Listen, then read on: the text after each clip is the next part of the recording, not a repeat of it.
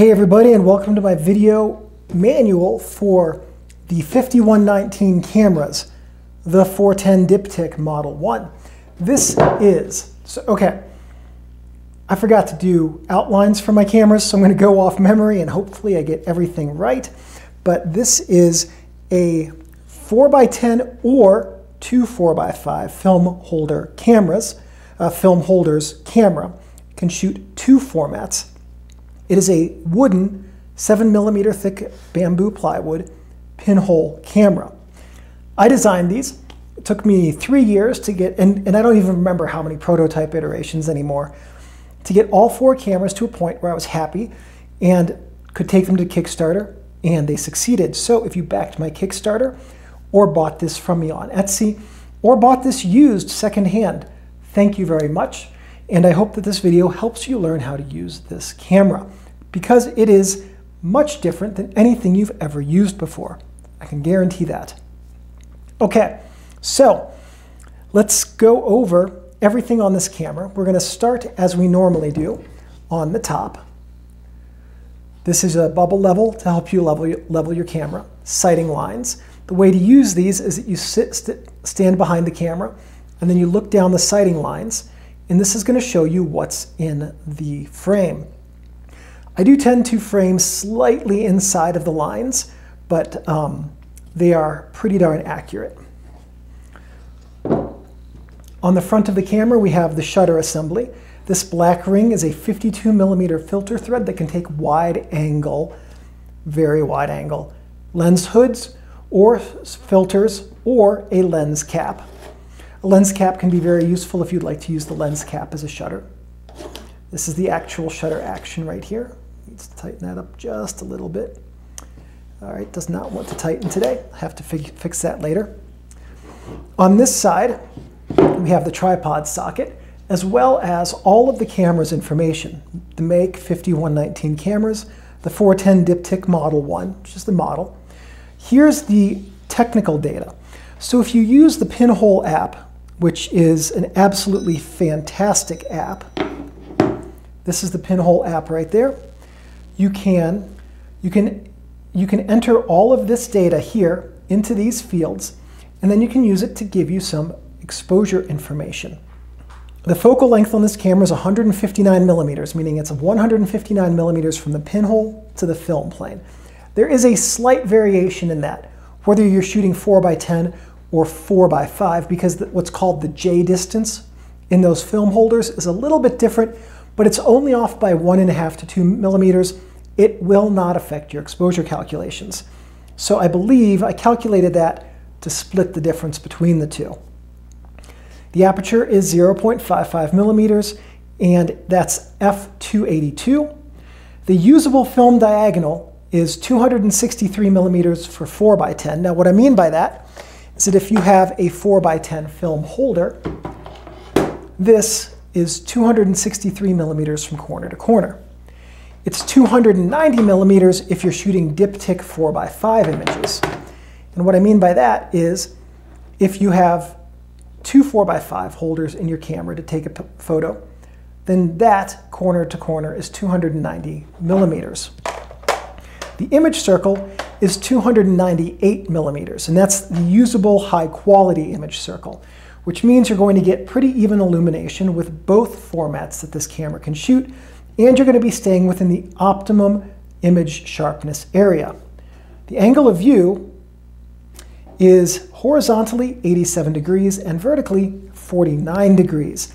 What that means is that when you have this in landscape, you see 87 degrees, but when you're shooting it in portrait, you see 49. So basically, I'll show you how that works out with the sighting lines in a second. These are so much different because this is such a wide panoramic format. So we saw this sighting line on top. This is 49 degrees right here. On the side of the camera, we have another sighting line. This is 87 degrees right here. And again, same thing when you use this, just stand behind the camera, put your eye and follow the lines, and you will know what's in your frame. On the bottom of the camera, we have another tripod socket, but also another sighting line. This way, if you're shooting in landscape mode, you can use the sighting lines on each side to know what's going to be in your frame. Also, if you're shooting in portrait mode, you can crank the camera up above your head and you can use this to see what's going to be in your frame then. On the back of the camera, we have an exposure calculator and your film holder retaining plate. So now let's talk about how to use this camera. Because it can take two film formats, it's a little bit different than the other ones. What I'm going to do is I'm going to show you how to load up film in this camera first. Okay? Once we talked about how to load film, then I'll show you how to use the exposure calculator. To load the film, you want to pull this loop of shock cord off from around that arm and then do the same down here. You can see the arms have these little notches and that helps the shock cord stay in place. Just flip those over to the side.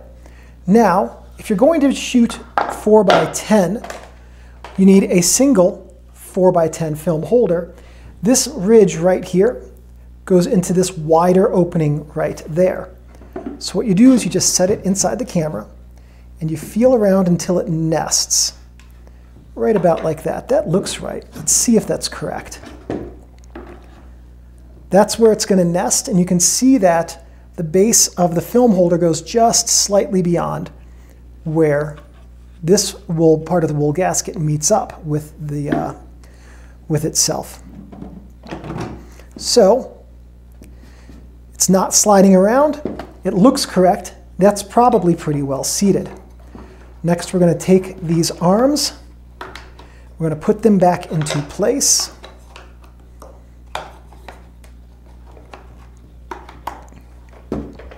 This is ready to shoot.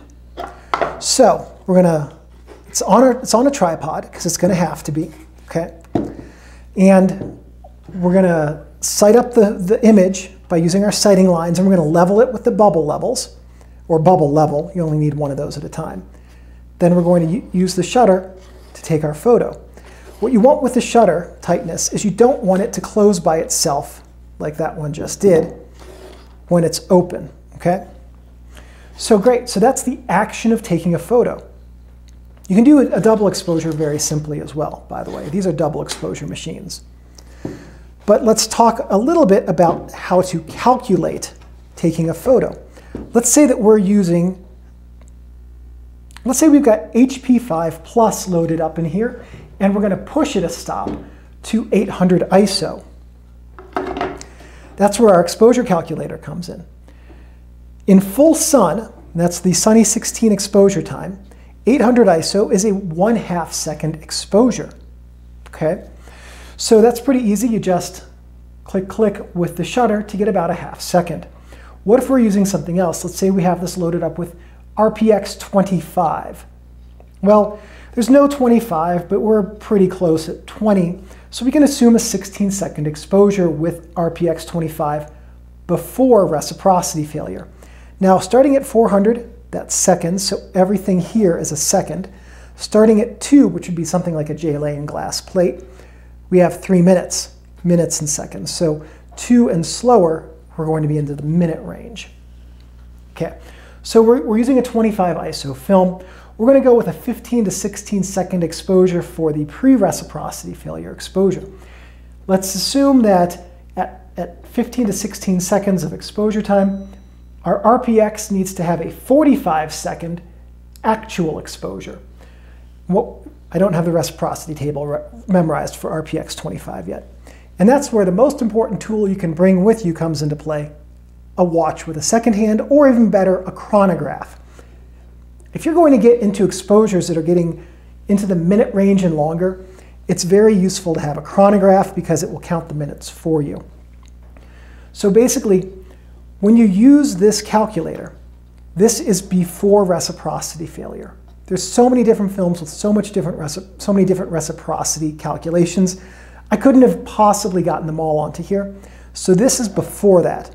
You need to take this number, assuming you're in full sun, and multiply that by the reciprocity failure factor in order to get that proper actual shutter speed with your film.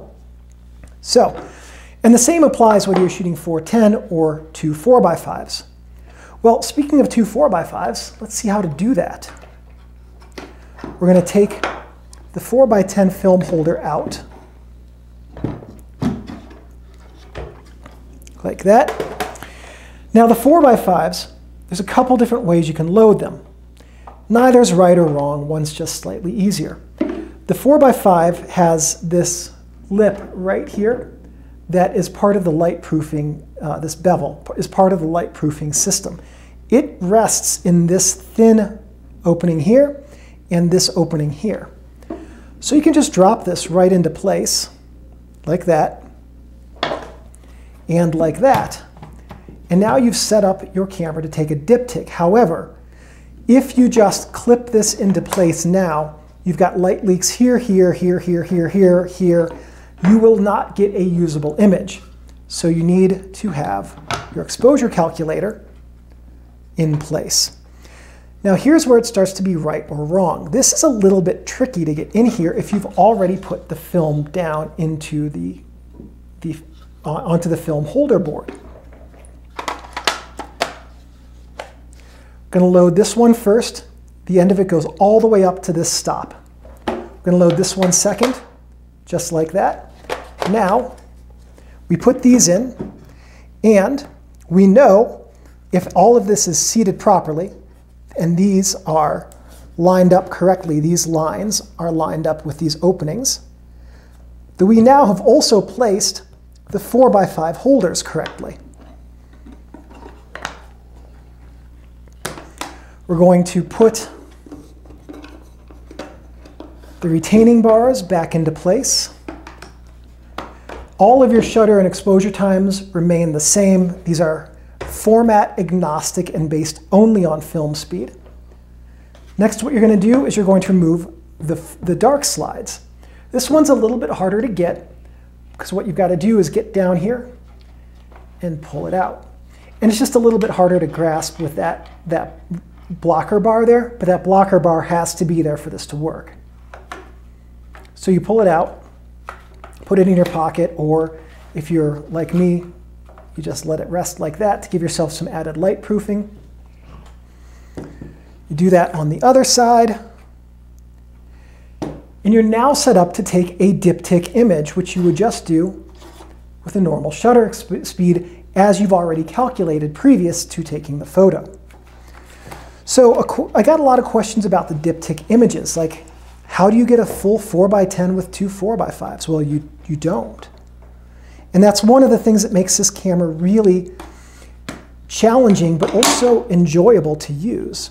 By the way, make sure your fingers are out of the way over there whenever you take these off, because that has some force.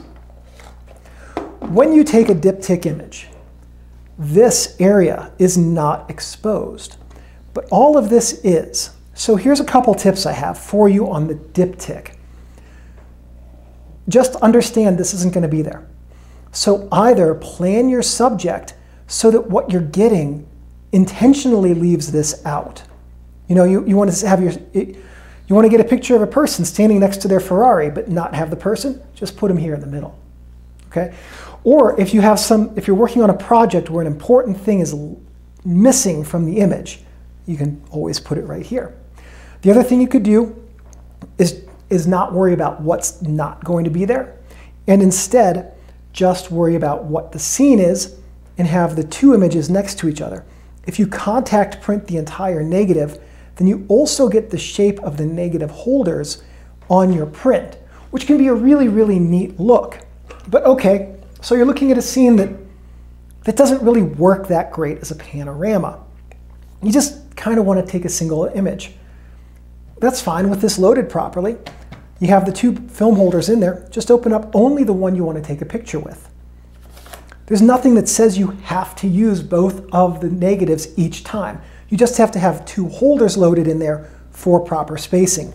You could not do something like this without completely ruining your film. So you could, if you wanted to, have just one side of the negative of the image be in your frame. Totally okay too. The idea of this camera was to open up 4x10 to more people, to create a diptych camera and a multi-format camera that had never been built, but also to make something that frankly is really, really hard to master so that it would stretch people's creative vision in ways that they had never had the ability to do so before by not ever having a tool that could do both of these things. You could shoot a 4x10 and two 4x5s of the same scene and compare the differences. That's something I've done, and it's a very interesting study on how the two different formats work. That's it. That's the camera. That is the camera. It has always been a fascinating camera for me to use, and it's a challenge and it's a joy, and there is just, there we go. That's pretty good. There's just so much to do with this that is really, the bounds of this camera are the bounds of your creative imagination for the panoramic format. So if you really want to do some, stretch your creative vision into the panoramic format, I think this is a pretty good way to go. So thank you very much again for purchasing this camera, either new or used, or backing the Kickstarter campaign.